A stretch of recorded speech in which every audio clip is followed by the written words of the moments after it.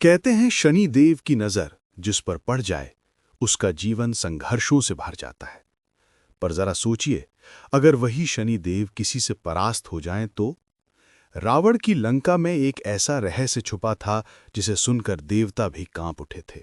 नमस्कार साथियों, स्वागत है आपका द कथाबास पर। ये कहानी है बजरंगबली हनुमान जी और शनि देव के बीच हुए अद्भुत युद्ध की। एक ऐसा प्रसंग जिसे बहुत कम लोग जानते हैं। कथा शुरू होती है त्रेता युग में, जब रावण ने पूरे ब्रह्मांड पर अपना आतंक फैला रखा था। देवता हूं या असुर, कोई भी उसकी शक्ति और तपस्या से पार नहीं पा रहा था। रावण ने एक वरदान प्राप्त कर लिया था कि ग्रह उसकी इच्छानुसार कार्य करेंगे। उसने सभी ग्रहों को आदेश दिया कि वे उसकी आज्ञा के अधीन रहें। उस समय शनिदेव, जो कर्म फलदाता माने जाते हैं, वे भी रावण के प्रभाव में आ गए। परंतु उनका स्वभाव ही न्याय का था, इसलिए वे पूरी तरह उसके वश में नहीं हो पाए। रावण को लगा कि शनिदेव उसके शत्रुओं को बल प्रदान कर सकते हैं। उसने अपने बल से शनिदेव को बंदी बना लिया और उन्हें लंका के कारागार में कैद कर दिया। कहा जाता है कि शनिदेव ने वहां से रावण को श्राप भी दिया था कि उसकी हार निश्चित है। इधर जब श्री राम का वनवास चल रहा था और वे रावण से युद्ध की तैयारी कर रहे थे, तभी ये समाचार हनुमान जी तक पहुंचा कि शनिदेव कैद में हैं। बजरंगबली तो संकट मोचन कहलाते हैं।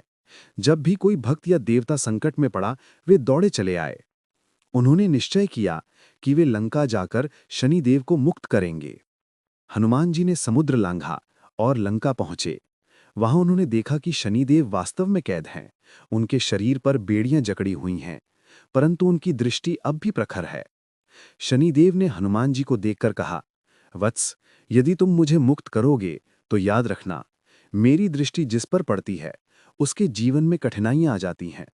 हनुमान जी मुस्कुराए और बोले, हे शनिदेव, आप धर्म के रक्षक हैं और मैं प्रभु श्री राम का सेवक। यदि आपकी दृष्टि मेरे भक्तों पर पड़ेगी तो वह मेरे भक्तों का ही बल बढ़ाएगी। अब चिंता मत कीजिए, मैं आपको मुक्त करता हूं। ये सुनकर शनिदेव हनुमान जी की भक्ति और साहस से प्रभावित हुए। परंतु जैसे ही हनुमान जी ने उनकी बीड़ियां तोड़ी, शनिदेव ने सोचा कि अपनी प्रकृति के अनुसार उन्हें हनुमान पर भी प्रभाव डालना चाहिए। उन्होंने तुरंत अपनी दृष्टि हनुमान पर डाली। जैसे ही शनि की दृष्टि हनुमान पर पड़ी, एक विचित्र घटना घटी। हनुमान जी का शरीर बोझिल होने लगा, परंतु अगले ही क्षण उन्होंने अपनी पूंछ से शनिदेव को पकड़ लिया और कसकर लपेट लिया। कहते हैं कि हनुमान जी ने उन्हें अपनी पूंछ में इतना जोर से दबाया कि शनिदेव करहा उठे। शनिदेव बोले, हे पवनपुत्र, कृपा कीजिए, मुझे छोड़ दीजिए। मैं वचन देता हूं कि आपके सच्चे भक्तों पर मेरी दृष्टि व्यर्थ जाएगी।